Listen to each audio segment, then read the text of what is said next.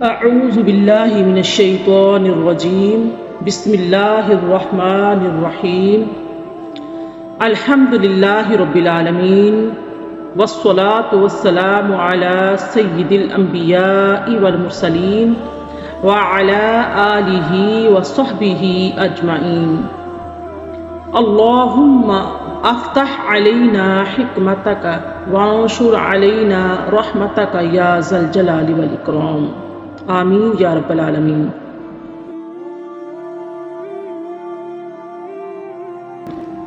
نہایت ہی قابل احترام میری پیاری پیاری طالبات، السلام علیکم ورحمۃ اللہ وبرکاتہ۔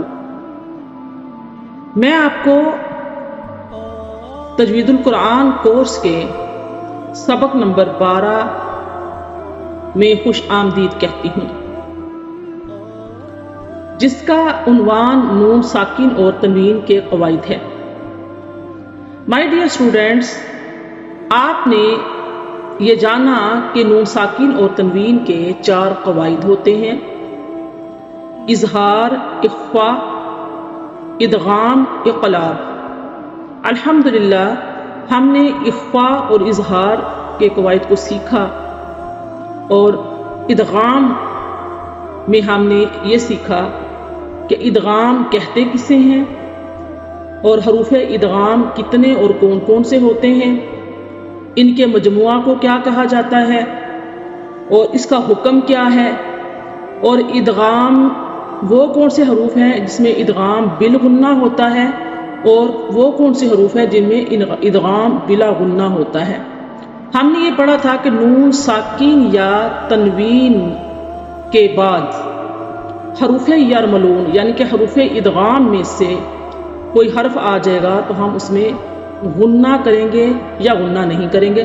جیسا کہ 4 حروف بتائے تھے جن کا مجموعہ تھا یمون، یا، میم، واو، نون۔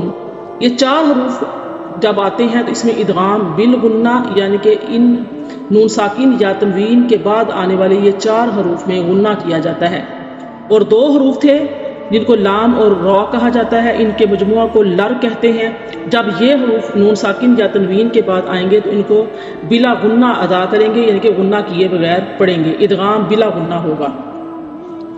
آج ہم مزید دیکھ لیتے ہیں کہ ادغام کی کتنی اقسام ہیں اور کون کون سی ہیں۔ مائی ڈیئر طالبات، ادغام کی 3 اقسام ہیں، اور وہ ہیں ادغام متماثلین، ادغام متجانسین، ادغام متقاربین۔ پھر دیکھ لیتے ہیں ادغام متماثلین، ادغام متجانسین، ادغام متقاربین۔ یہ 3 اقسام ہیں۔ سب سے پہلی جو قسم ہے ادغام متماثلین کی، اس میں ہم اس کی تعریف دیکھ لیتے ہیں۔ 2 ہم نام اور ہم شکل حروف اگر یکے بعد دیگرے یعنی کہ آگے پیچھے اکٹھے آ جائیں، جبکہ پہلا حرف ساکن ہو اور دوسرا حرف متحرک ہو تو اس وقت ادغام کا قاعدہ استعمال ہوگا، جیسا کہ حمزہ زال زیر از، زال زبر ز، از ز، ہا زبر ہا، از زہ، با زبر با، از زہ با۔ نیکسٹ قوف دال زبر قد، دال زبر دا، قد دا، خو زبر خو، قد دا خو، لام واو پیش لو، قد دخلوا۔ مائی ڈیئر اسٹوڈینٹس، آپ نے یہ دیکھا کہ یہاں پر 2 یعنی کہ ایک جیسے حروف آئے ہیں، اکٹھے ہم نام حروف ہیں، یعنی کہ اس الفاظ میں دال اور زال آئے ہیں اور دونوں ہم نام ہیں، لیکن سب سے پہلا جو حرف زال ہے وہ ساکن ہے، اس پر جزم ہے، دوسرا جو زال ہے وہ متحرک ہے۔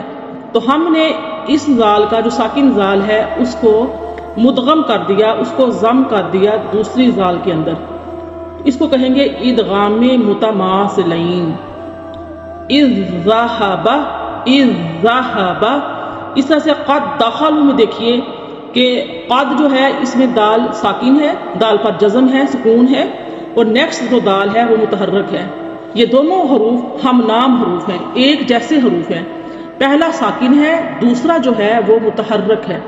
اب ان میں جو دال ساکن ہے وہ متحرک دال میں ضم ہو جائے گا، جب ضم ہو جائے گا تو اسی ضم ہونے کو ہم کہیں گے ادغام متماثلین. قد دخل، قد دخلوا. ٹھیک ہے، اب دیکھ لیتے ہیں ادغام متجانسین. مائی ڈیئر اسٹوڈینٹس، دو ہم مخرج حروف اگر ایک لفظ میں یا الگ الگ کلمہ میں پائے جائیں تو ان کا پہلا حرف ساکن ہو اور دوسرا حرف متحرک ہو، اس وقت بھی ادغام کا قاعدہ استعمال کیا جاتا ہے.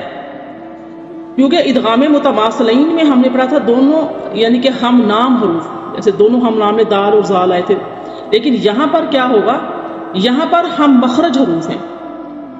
ٹھیک ہے، ہم مخرج حروف ہیں، اور جیسے کہ ہے قوف الف زبر قو، لام تا زبر لا، تو الف زبر تو، قالت تو حمزہ زیر ای، قالت تو ای، فا زبر فا، قالت طائفہ، تا دو پیش تن، قالت طائفۃ. عین زبر آ، با دال زبر بت، تا زبر تا، عبدت. یہاں پر دیکھ لیجئے، نیکسٹ دیکھ لیجئے حمزہ زبر آ، ہا تو زبر حت، تا پیش تو، احت. با زبر با، سین تو زبر ست، تا زبر تا، بست. مائی ڈیئر اسٹوڈینٹس، اس طریقے سے دیکھ لیجئے کہ یہ حروف جو ہیں یہ دو ہم مخرج حروف ہیں، ان کے مخرج جو ہیں آپس میں قریب قریب ہیں، ملتے جلتے ہیں. جیسے ہم نے پہلے قریب الصوت حروف پڑھے تھے تو ویسے ہی یہی ہے، جیسے قاف اور کیف پڑھا تھا.